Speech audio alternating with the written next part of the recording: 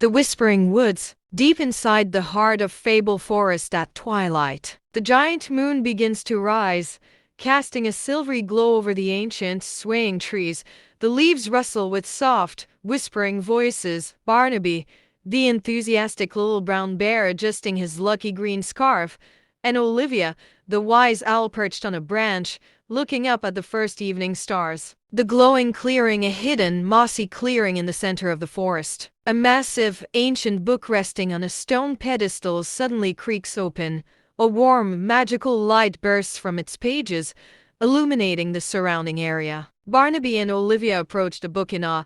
The pages aren't just paper.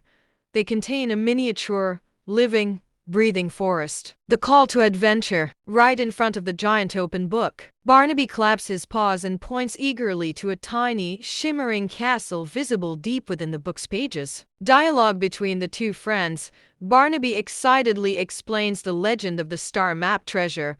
Olivia, ever the skeptic, peers closely at the page, questioning if it's a trick of the moonlight. Crossing the threshold, the edge of the book's pages, shimmering blue runes light up at the bottom of the page.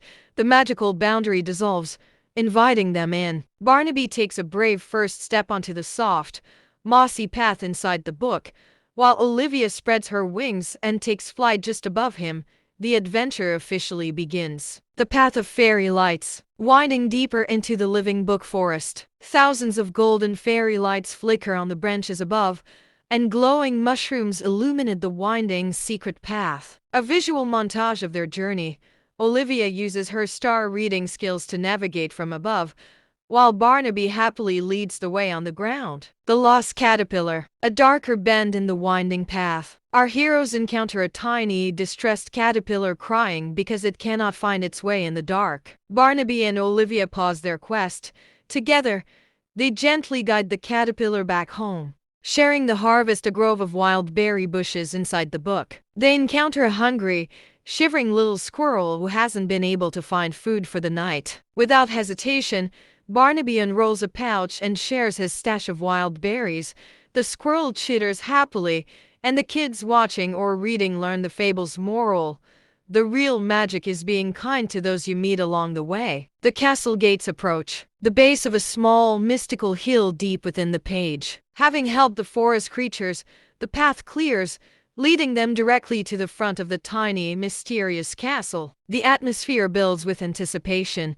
The castle is close enough to touch, glowing with an enchanting ancient aura. The creaking doors, directly outside the grand, tiny castle doors. As Barnaby and Olivia take a collective breath and step forward, the heavy, ancient doors begin to creak open entirely on their own. Close up on Barnaby's wide eyes and Olivia's ruffled feathers as a brilliant, warm golden light pours out from the opening, engulfing them. The golden cliffhanger, the threshold of the open castle doors. The golden light reaches its peak brightness, illuminating the amazed, breathless faces of our brave explorers as they peer inside. The camera pans out or the page turns to a silhouette of the duo looking into the blinding, beautiful light. The narrator poses the final question. What is waiting inside for our brave explorers?